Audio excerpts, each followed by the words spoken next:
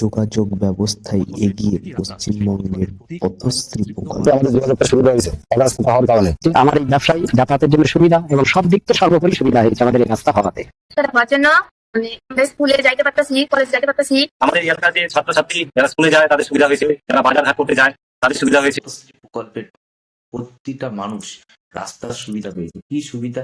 আগে ছিল মাটির রাস্তা, থাকতো ইটের রাস্তা, সেই রাস্তা কিন্তু চলা যেত না, কাদা হতো প্রচুর রাস্তা। সেটাকেই বাদ দিয়ে এখন প্রতিটা রাস্তা পাল্টে, সেটা তো পাল্টে গেছে, পাল্টে গিয়ে এখন প্রতিটা রাস্তায় মাননীয় মুখ্যমন্ত্রী, আমাদের পশ্চিমবঙ্গের মুখ্যমন্ত্রী মমতা বন্দ্যোপাধ্যায়ের প্রকল্প যে আছে পথশ্রী, সেই প্রকল্পের মাধ্যমে প্রতিটা রাস্তা, পথশ্রী প্রকল্পে প্রতিটা রাস্তা কিন্তু পিচের রাস্তা করা হয়েছে, অর্থাৎ পাকা রাস্তা। পাকা রাস্তার মাধ্যমে আগে যেসব বাচ্চারা অর্থাৎ স্কুলের স্টুডেন্টরা তারা যাতায়াত করতে পারতো না, রাস্তায় কাদা হতো, তাদের সাইকেল চালাতে অসুবিধা হতো, মানুষজন যাতায়াত করতে তাতে অসুবিধা হতো, সেই দিক কথা মাথায় রেখে কিন্তু এখন প্রতিটা রাস্তা কিন্তু পাকা হয়েছে।